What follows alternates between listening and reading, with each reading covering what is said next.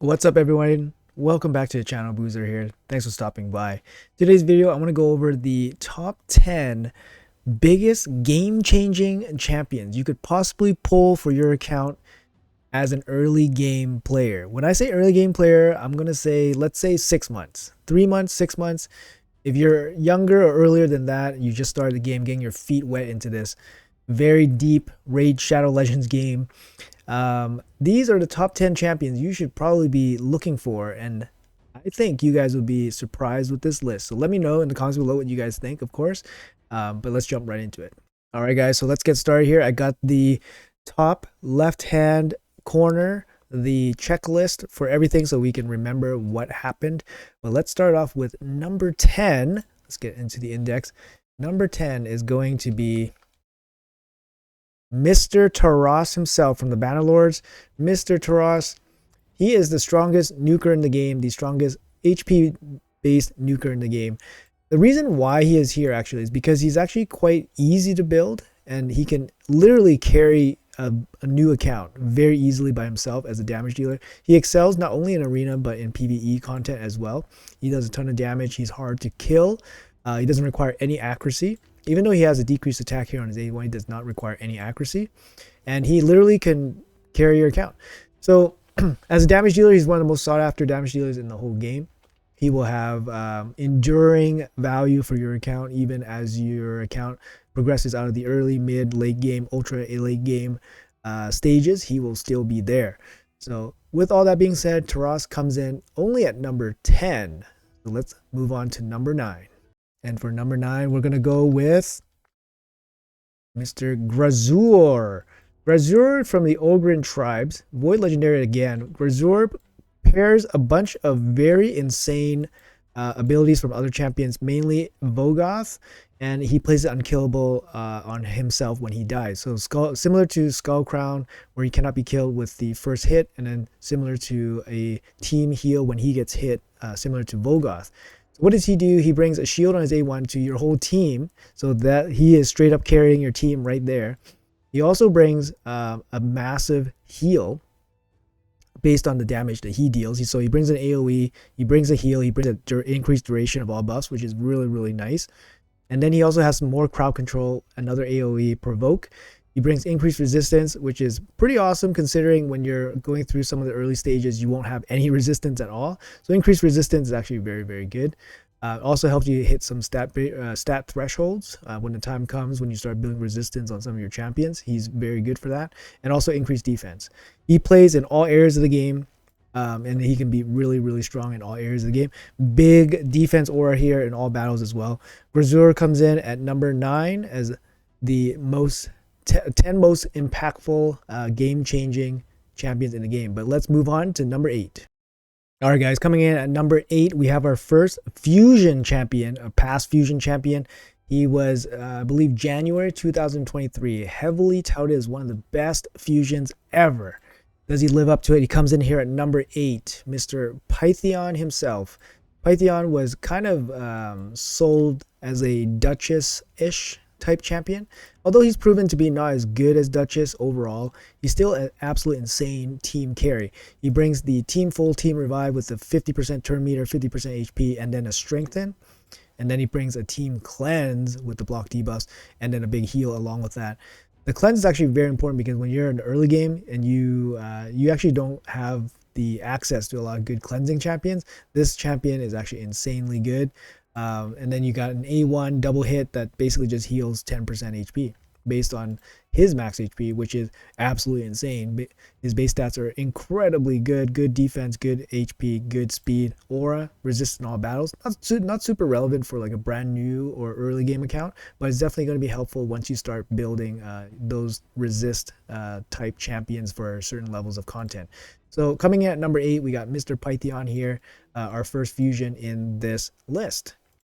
All right, coming in at number 7, we're going to go back to the Bannerlords and back with Teras's partner in crime. It's going to be Marichka, the Unbreakable.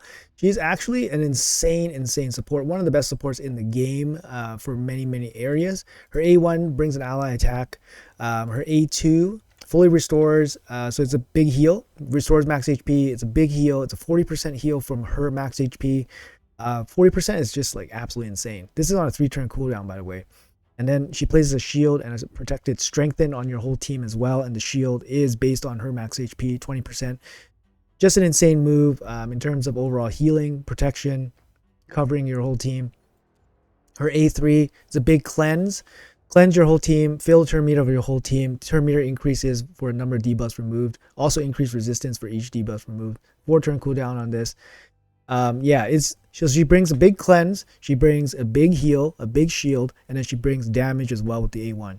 What's more to like? Well, how about an aura? 24% speed aura in all battles. One of the best speed auras, I believe the best speed aura. All battles aura in the whole game. I believe it's one of the best, if not the best. But yeah, insane, all areas of the game, 24% speed. What about her passive? Her passive, if she dies, she brings her whole team back with 50% HP and 75% turn meter. Just an insane carry for your whole team. She also protects your team with block damage if a bomb, poison, or HP burn is placed on them. Not so much talked about. It does come with 3-turn cooldown. But, I mean, in some areas, some bosses will place this on you, and then they'll regret that. Incredible base stats, great base speed. Just an insane champion. No accuracy needed on her. Make her fast, make her high HP. She's going to do a lot of work for you. This is actually especially important for early game accounts where they can't fit too many stats. Just make her fast with high HP. No need for accuracy. Just an insane champ. So let's go on. All right, number 6, we got Mr. Chrisk. Back to the Lizardman. Mr. Chrisk here. Void Legendary.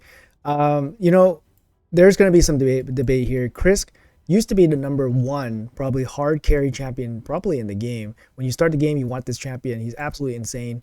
He brings this at the start of your round, you place a shield on your whole team. So basically, he has a built-in shield set on himself. Also worth mentioning that this shield is actually 50% of his max HP, which is larger than the shield set bonus. He also has another part to his passive where if he gets hit, he has a 75%, 100% when fully booked chance of placing decreased defense and decreased attack on the attacker. Just an absolutely insane passive, but his kit is equally insane. AoE, 30% chance to place, speed, 50% chance when booked, AoE, decreased speed on the whole enemy team. This is an insane move by itself. You get the big speed down, you get a reasonable chance, 50% chance, and it's an AoE. Absolutely insane A1.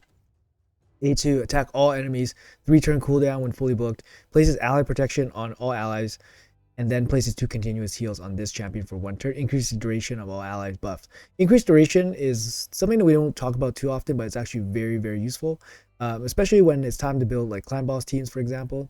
Very, very useful. 2 continuous heals on this champion just to keep him alive. Ally protection is obviously very, very good for places like clan boss. It reduces tons of damage on your whole team. And the continuous heal will help Chrisk recover from the damage that he takes by soaking up your team's damage. A very good move. His A3 comes in here with a 3-turn cooldown. Places provoke. It places, not hit, so it places on all enemies for 1 turn. Then places increased defense on this champion, and then places increased speed on all allies. Absolutely insane team buffs, extension of buffs, ally protection, continuous heal, decreased speed. So it's a control. He controls the enemy waves. He can buff your own, strengthen your own team. He protects your team. Absolutely insane champion. 1500 base defense here. You can build him super, super tanky. Comes with a little bit of resistance in his base stats as well.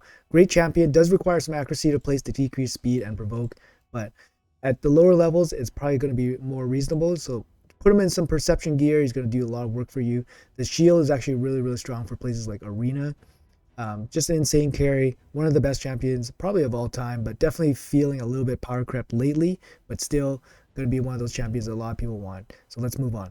All right, guys. So number 5, I chose actually Emic Trunkheart. He's another fusion that we had, but I absolutely love this guy, and he's absolutely insane in all areas of the game, first of all, and he's actually even more insane, like I would say critical in some areas of the game. So as an early game player, he gives you access to unkillable teams. He also brings cooldown reduction. He has both of these in his kit, which is actually insane. He can play in Arena as well. He has taunt. He has taunt, places shield on the whole team as well. When he's attacked, there's a chance to cooldown reduce their cooldown lock out their skills, and his A1 can increase size of shields. So he can play in arena, he can play in dungeons, he protects your team, he can play in clan boss, and for him, he's an end game clan boss champion, and you don't necessarily need the most insane team to make him work. That's the thing that I like about him, and that's the thing why I kind of put him above somebody like Chrisk, where Chrisk kind of requires specific champions or specific levels of gear to really make him work. Emic trump card, you can build a Ultra Nightmare Clan Boss team around him for kind of spare parts. He's critical in places like Iron Twins, which is one of the hardest dungeons. If you don't have a full roster, he's critical in places like Shogun's Grove, which is actually also going to give newer players a lot of headache if they decide to go there eventually in the late game. Not recommending you guys do that early, but he's going to be there until the super end game for you. And even in the arena, he can be played. So he can play with throughout your journey in arena. He's very annoying. But to me, coming in at number 5 here as the most game-changing champions you could pull for an early game account, I think he definitely holds his own and is worthy of a spot here at number 5. All right, number 4, one of the old goats. We got Sifi, the Lost Bride. Number 4, coming in here, she is one of the OG OP champions.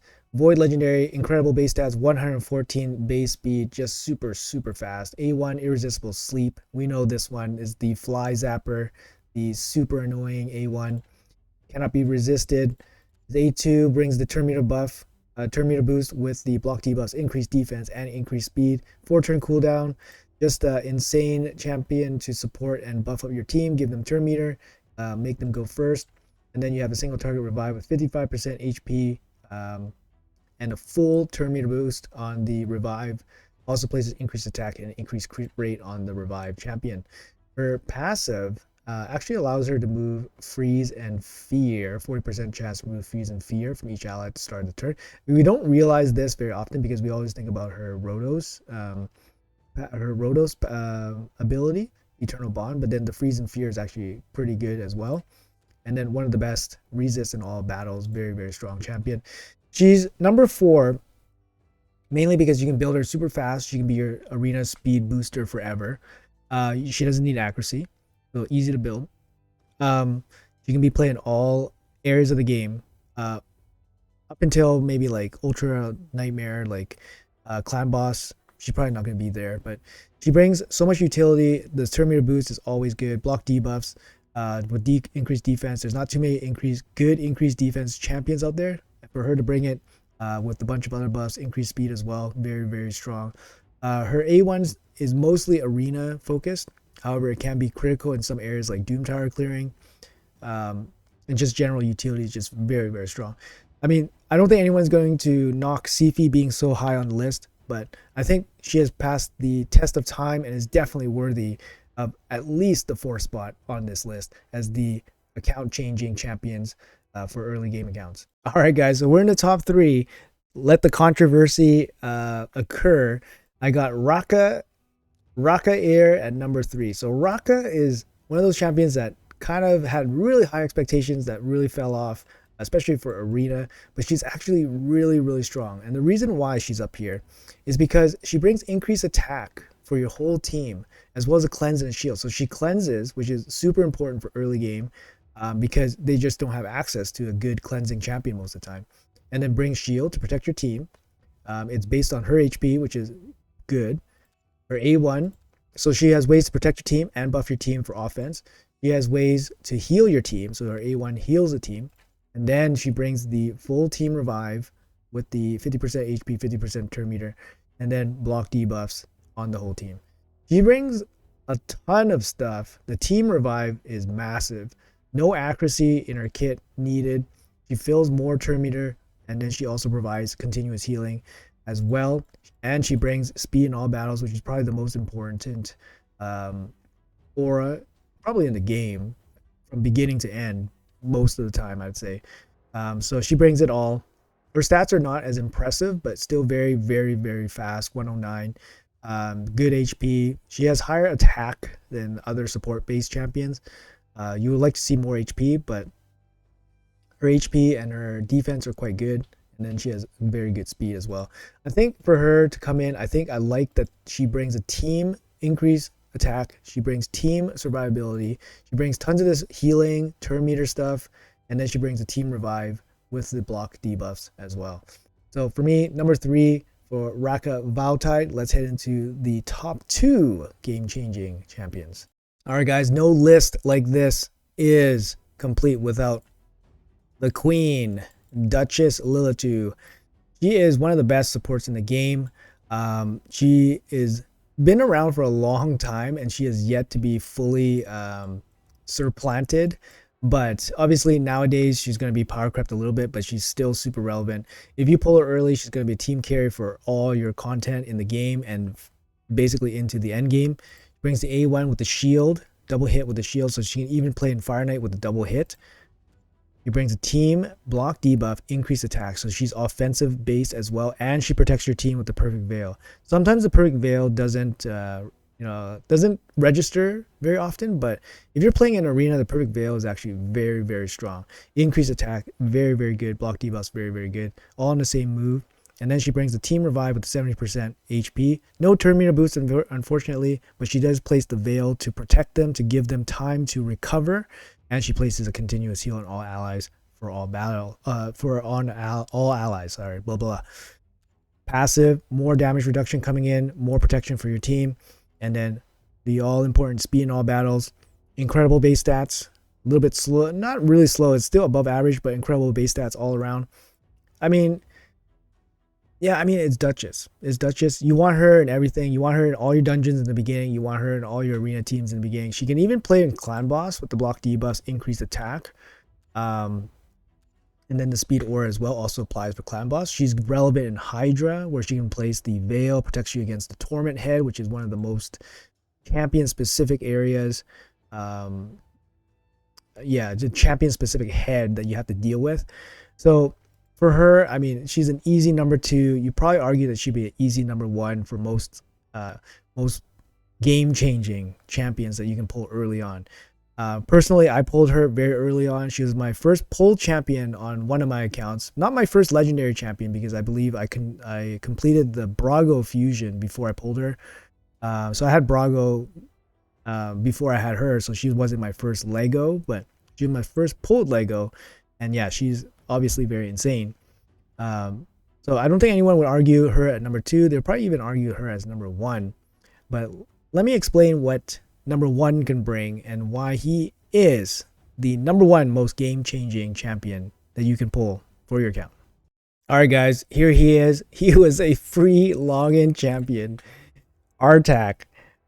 He is the number 1 game-changing champion you can possibly pull for your account early on. I truly feel this because this champion, he kills it in every dungeon. He can do it by himself, and he doesn't actually require insane gear to do so, especially if he's doing it in a team. Yes, he requires accuracy to do all his stuff, but just his kit allows him to do so much in so many areas that it has to make him number 1 in my opinion. He's not a team carry, but he will blow through all the dungeon content for you, as well as other areas of the game as well. So let's go over his kit real quick. So his A1 is an AoE. It's going to extend the duration of HP burns. His A2 ignites the HP burns, and it has decreased attack as well. 100% chance to place it, 3-turn cooldown. And then his A3 places the HP burn, double hit, and then destroys his max HP.